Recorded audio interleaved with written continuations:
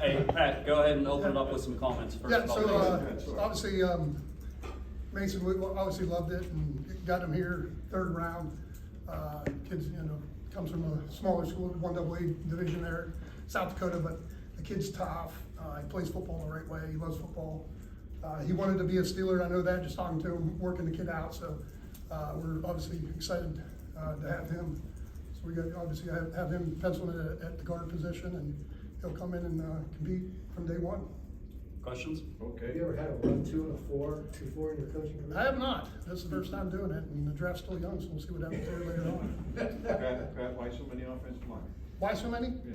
Well, I mean, numerous reasons. I mean, obviously, we want to get, continue to become youthful at that position. We got Roderick last year, picked 3 this year.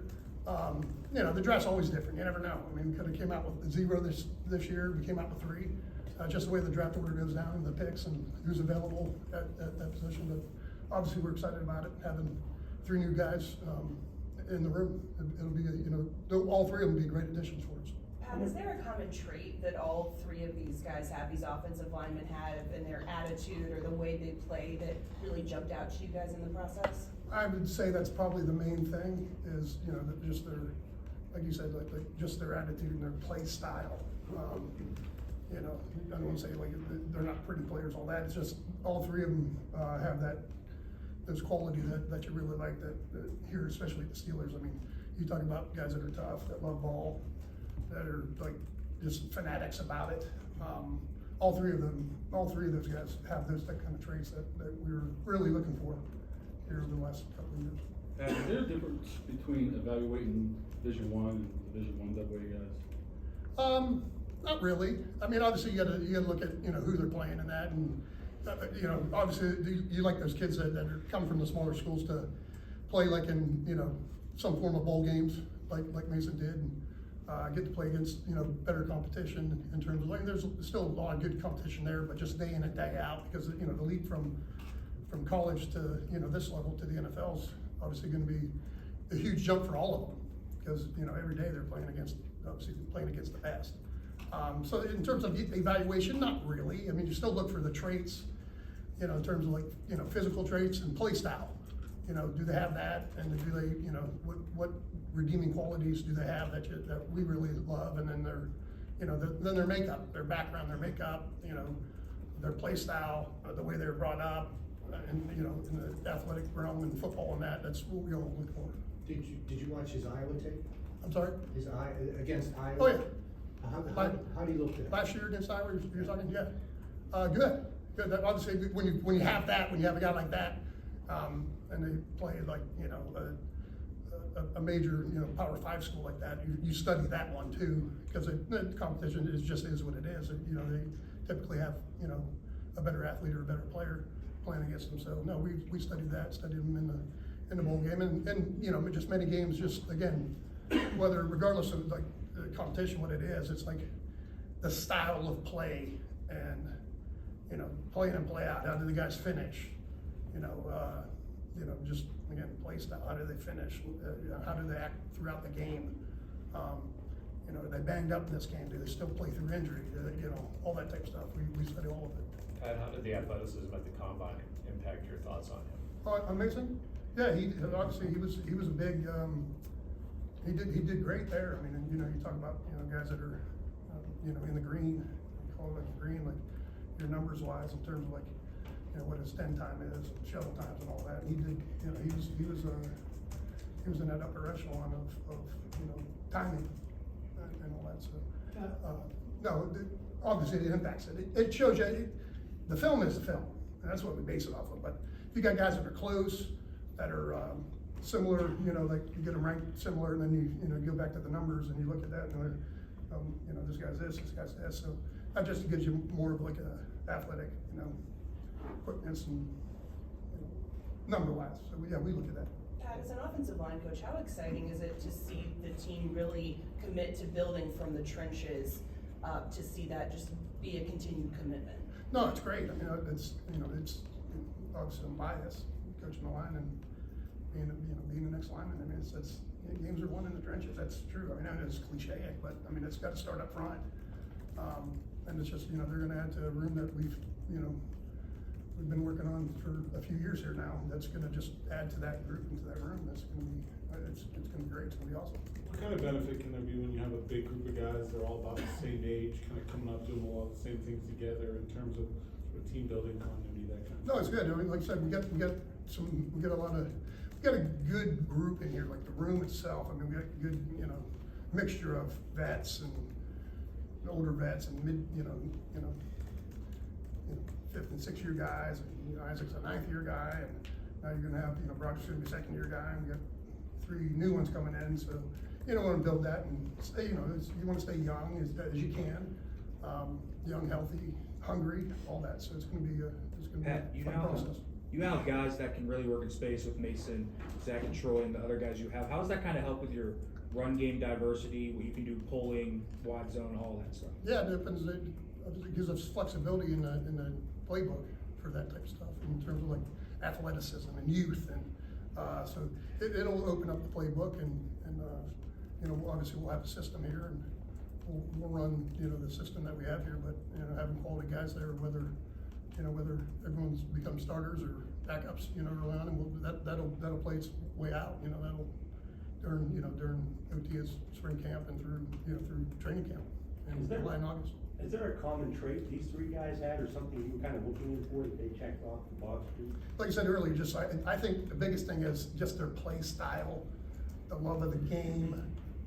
You can say that, well, all they do, but some guys stand out, and all three of these young men, to me, it's their mental makeup, their approach to the game, the love of the game, and just their play style in terms of being, tenacious and wanting to finish guys. That's, that was the thing that you say, what do all 3? Because they're all 3 gonna be different in terms of like, athleticism, but that mental makeup and the football background that, that they love the game and want to come in and compete right away. All So you're 3 and saying- 2 are multi-year starters, and all gonna be 23 at least by the time the season starts. Does that help in terms of being able to hit the ground running? And Yeah, I mean, they're going to be a little bit more mature than maybe somebody else that's coming in at 20 or 21.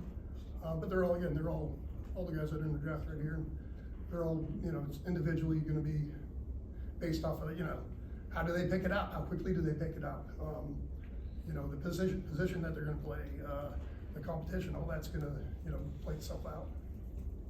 Zach talked about how he likes to woodwork. Troy has hobbies like playing piano, cutting hair. I mean, is there something that you like to see in these offensive linemen that have hobbies outside of football? I mean, what does it kind of tell you about how their mind works or their approach to things? Yeah, no, it's fair. I mean, like you say, like woodwork and that, he likes to build things with his hands. So that's whatever that is with his mental capacity in his hands. And Troy was a team barber, like you said.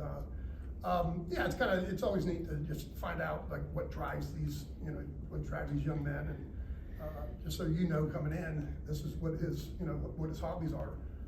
Whether it's Mason's going to be like more of like the outdoorsman, more of like the fisherman and hunter and that type of stuff. So it's kind of neat, kind of unique. They're all individuals, they're all different. So but it's kind of a unique perspective to see where they are and how they come from, what their other interests are outside of football. When you look at these 3 offensive linemen you added, where do you think that they will continue to need development to reach their full potential? Again, individually based, it's going to be different for everyone coming in. They got to get in here, and obviously they're going to work hard, and they're going to work at it, and we're going to work with them. And we just got to figure out each one individually what they need to work on in terms of them attaining their goal of coming in and helping us here in the near future.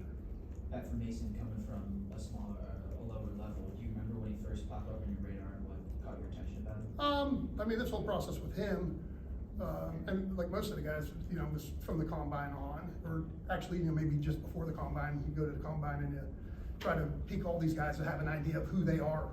Unlike the scouts who have been doing it for, have been following these guys for a year or more. As a coach, you're watching these guys going into the combine and just get an idea who they are, and then like you said, like Mason with his numbers at the combine, and the other guys too.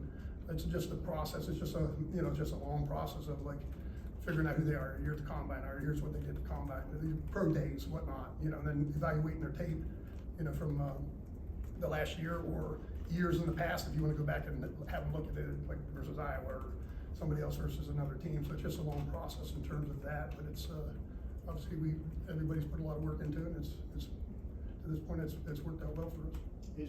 Is the word ass kicker an apt description of these I'm allowed to three? say that? I'm allowed to say that? That's why I said it for you, man. Go ahead, say it again. The word ass kicker, does it describe these three offensive linemen you've drafted? I would say yes. I mean, that's that common, like I said, the three things that these guys have is these guys are tenacious. They play the game the way, you know, quote unquote, the right way. I mean, they're the love of the game. All three of them truly have that love of the game and the passion for the game. And they want to get going right away, and that's obviously exciting for me as their position coach to work with them.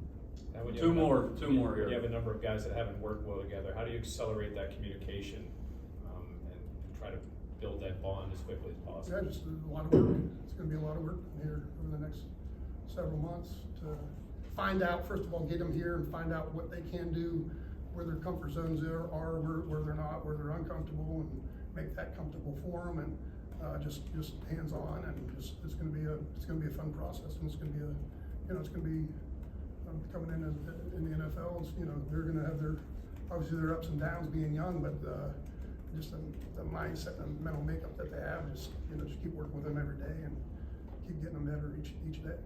In what way? Last one. In what way have you seen the offensive line change the most since you got here and you've now had a couple of years and several draft picks? But how has it changed? What would you say, like, the defining characteristic is? I think with the draft picks that we've had, we had 2 last year, and with Broderick and Spencer, and then we get 3 now, and then the free agents that we brought in too. We've essentially changed the look of the room. In the last 2 years, we've changed the look of the room. It's new guys. It's the new guys, new starts. I can't say there's not a guy in this room that they come every day. They want to work. This group wants to get better. They really love the game. They're a tight knit group together.